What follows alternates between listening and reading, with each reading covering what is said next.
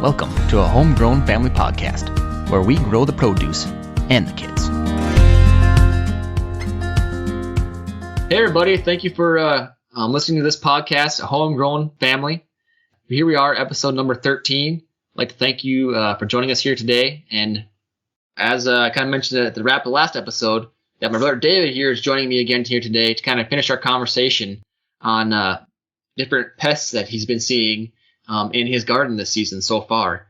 Those being the vine squash borer, the crucifer flea beetle, and the imported cabbage worm. So we'll kind of get into that a little bit this episode and continue that conversation. And so, yeah, here we go. I've been pretty fortunate. I haven't had a whole lot of pests.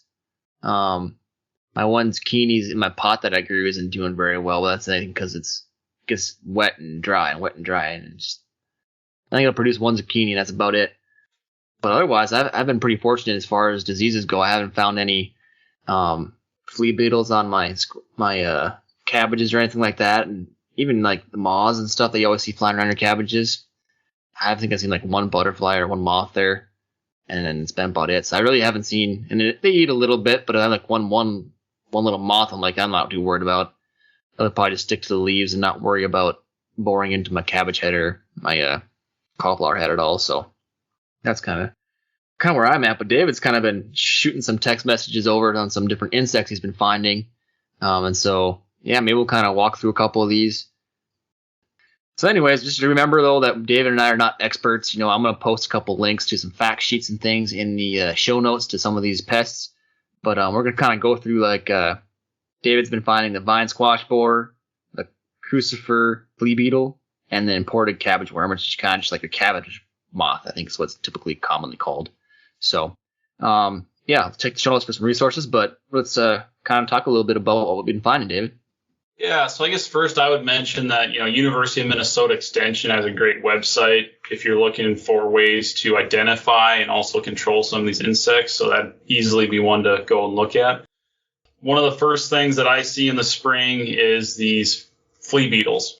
And there's, a few different species of them. I see some different ones in my sugar beets when I'm out looking at my fields than the ones I see in my garden. But they generally go after things like your lettuce plants, or I have a spinach type plant, and they really like those. They're highly nutritious, right? They're going to go after those nice leafy greens compared to your, iceberg type lettuce that doesn't have a lot of nutritional value. They're going to go after the spinach type varieties more so. Yeah, and last year I did have a couple of those in my lettuce plants, but kind of as their name indicates, a crucifer flea beetle, a common carrier for it or attraction for it to specifically North Dakota, Minnesota region is canola plants. It's like canola fields. Right about this time of year right now, you'll see all these yellow fields in northern Minnesota and northern North Dakota. That kind of, I don't know, I always say it kind of smells kind of skunky, but I'm not sure if that's exactly how you say it, but or describe it.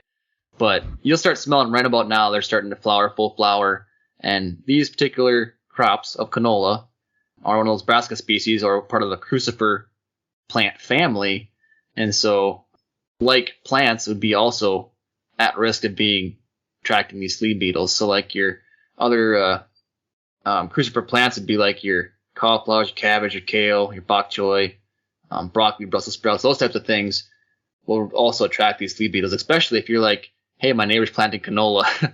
You might be up a creek. I mean, like, I know in my research plots, I do have a couple canola research plots I work with.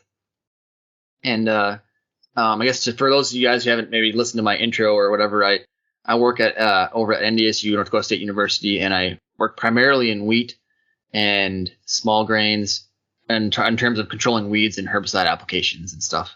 And I also work with like canola, sunflower, and some other random crops that aren't your corn and soybeans. That's a different employee's responsibility kind of thing. So anyway, so I do some work in canola once in a while, and if we do not spray that canola with an insecticide 2 to 3 times a year, it decimates your canola crop. And when I was looking up these different fact sheets and stuff, I saw that there can be over $300 million lost annually in a canola crop due to what we call canola flea beetle, but more properly referred to as that crucifer flea beetle in North America. So it's definitely a damaging insect. So yeah. Makes your leafy greens a lot less appetizing also. Yeah. I'm trying to think of what I did to control those that year, because I did have quite a few. You hate to spray or do anything like that, especially on your lettuces and things. I think they were also on my Brussels sprouts or something like that I wasn't harvesting actively, and so I didn't do anything on my lettuces because I wanted to continually harvest those.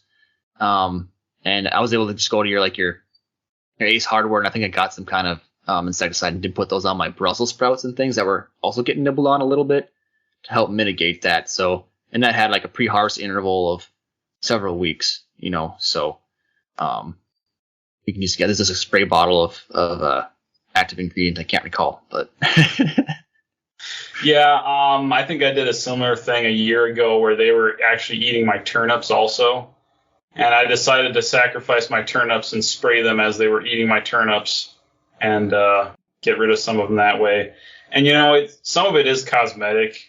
I just picked the newer leaves that they have a few holes in. Oh, well, wash it.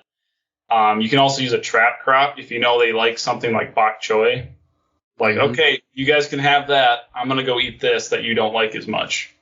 That works too. And you also want to stay on top of your weeding too. So, a close relative to canola is wild mustard. And so these flea beetles love wild mustard. Like, I did plant canola a little bit later because I thought I was going to try to avoid the flea beetle rush.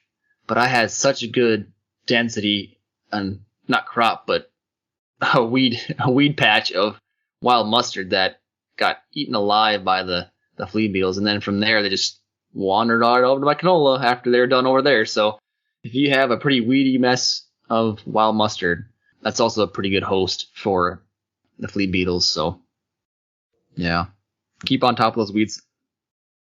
Yeah, Joe mentioned the other big culprit that I've been dealing with is the imported cabbage worm. Man, they just have been going crazy this year down here. Sometimes it's good to be in a more hardy zone. Right, yeah. Sometimes being north where it's cold is great. We don't have huge spiders or poisonous snakes too much, so that's great. But these cabbage moths are something else. So they've been laying eggs all over my cabbages, the cauliflower, broccoli, and I didn't put a net out or anything. Most years it's not that bad, but that's probably the one thing I suggest if you struggle with them is just to put out a physical barrier. There's some of this floating netting that you can put on. It's not too expensive. Or you can have your kid run around with a badminton racket, just taking out the moths. That works too. As long as he doesn't hit your other plants. You got to get him one of the insect zappers. Yeah, that'd be more exciting, yeah. Oh, yeah. Get a little bit of noise flash to go with it. Slink, slink.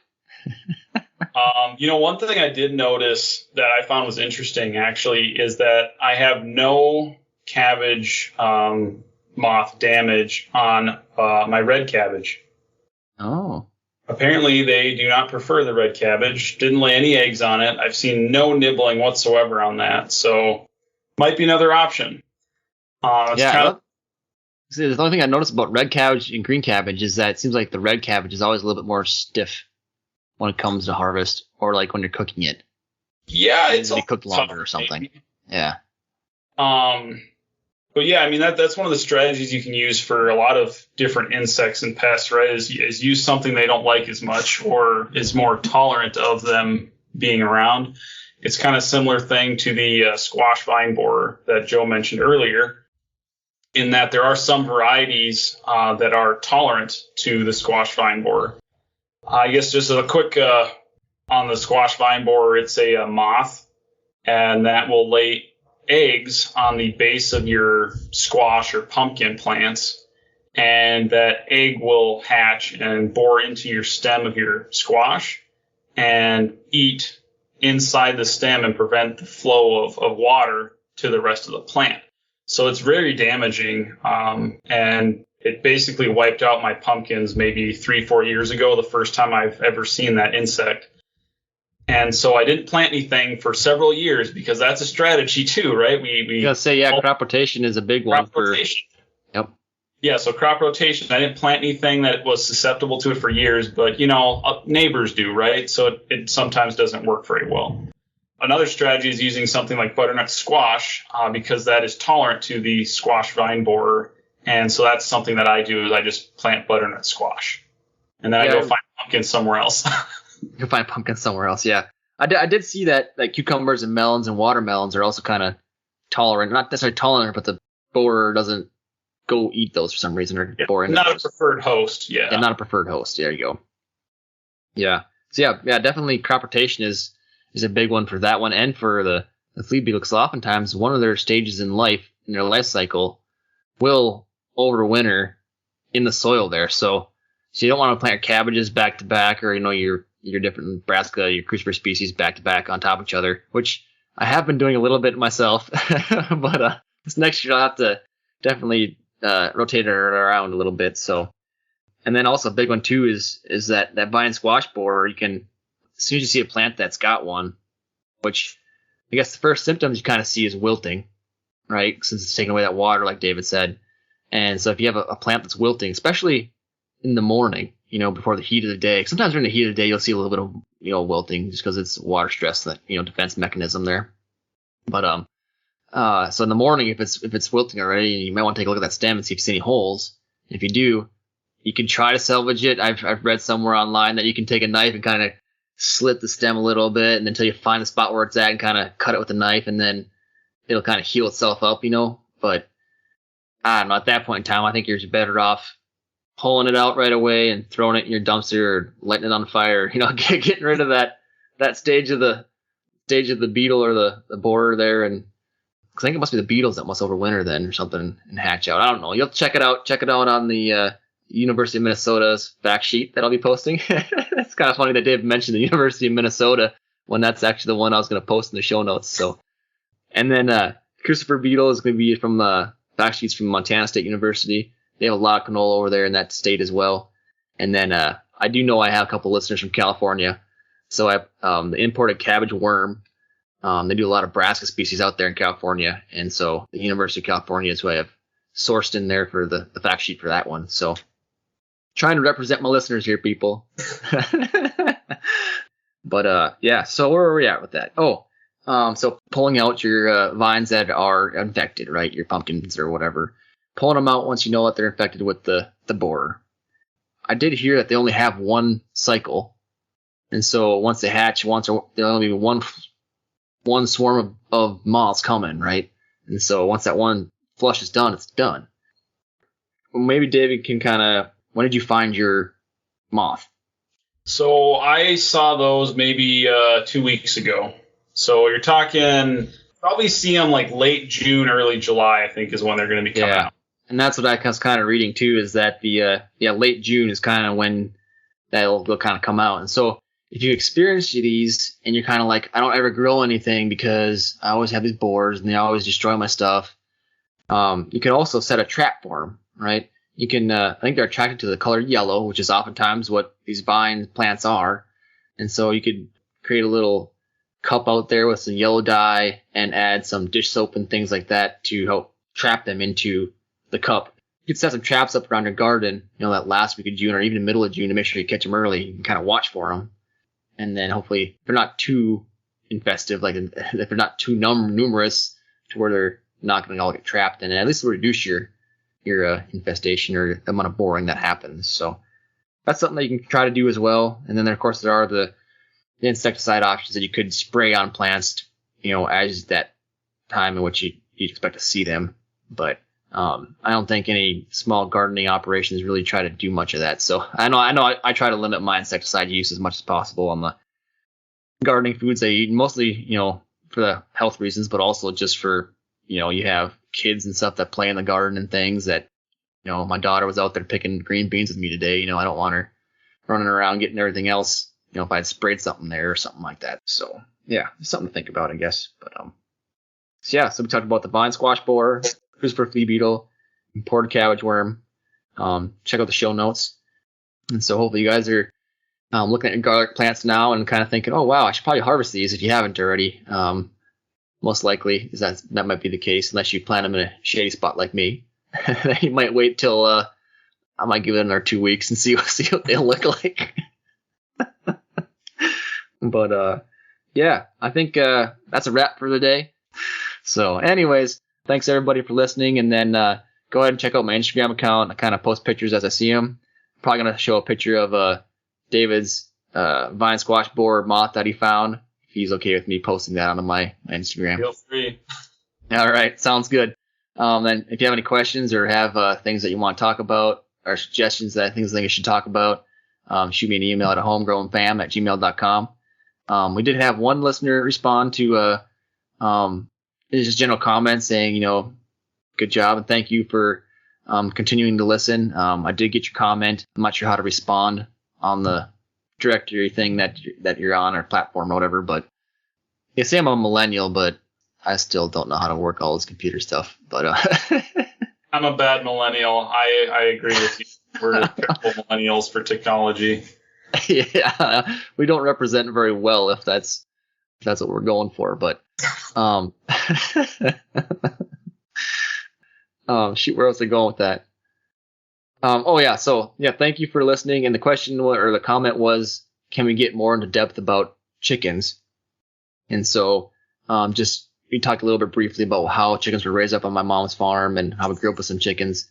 But one of these episodes coming up here, we'll try to get more in depth about some of those details. How much space do you need? What kind of structure do they need to live in? This type of thing. So we'll get into that one of these days. So thank you for listening. Thank you for commenting.